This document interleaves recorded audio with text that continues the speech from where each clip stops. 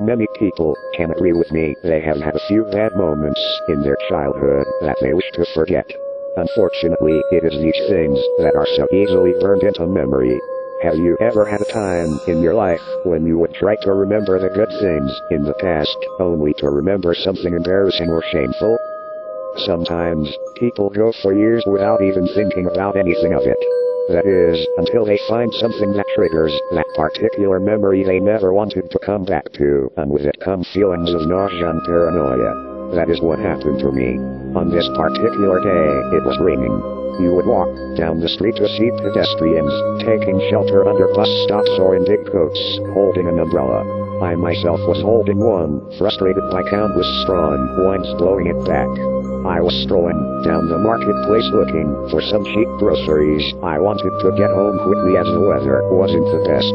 As I was bagging some goods, I turned my head to see a table covered with old tat. Taking a closer look, I could see it had boxes filled with VHS tapes lined up on their sides. Most of them were rather old children's shows such as Bob the Builder and Thomas the Tank Engine.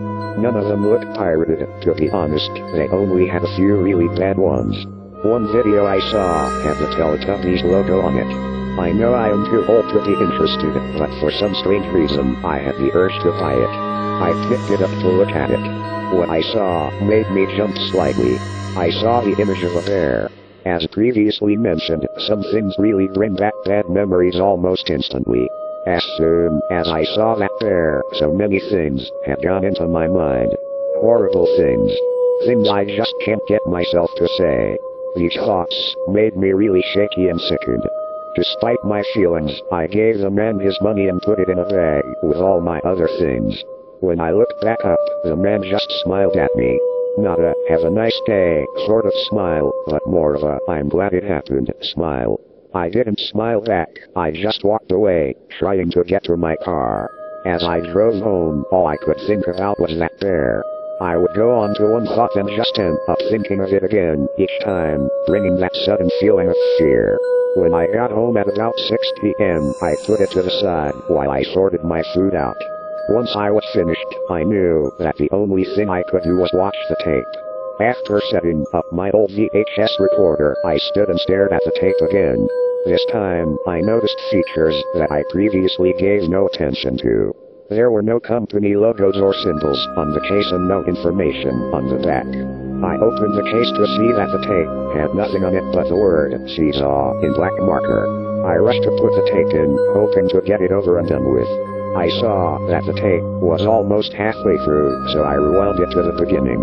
When it was done, I pressed play to see that it was nothing but black. I fast-forwarded the tape until it was on the same place it was before I rewinded it.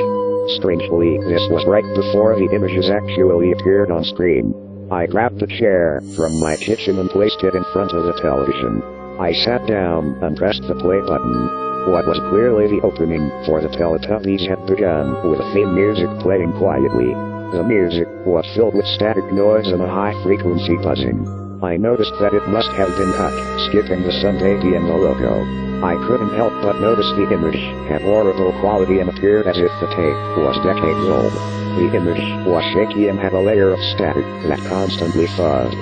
The color was also really bland and gray. As the Teletubbies ran down the hill, the film suddenly cut to them staring forward at the camera. It cut again to view an empty field with small hills. The music stopped suddenly. An image of a seesaw flashed on screen, with a little boy on each side, moving it up and down. The field then came back into view. The only thing you can hear now was that buzzing. A small figure appeared in the distance of the field. The buzzing noise became louder. The seesaw image flashed on screen again. The buzzing momentarily silences as an echoey voice of a laughing woman could be heard slowly getting louder. The image flashed again. The screen slowly zooms in to the distant object as the buzzing noise came back.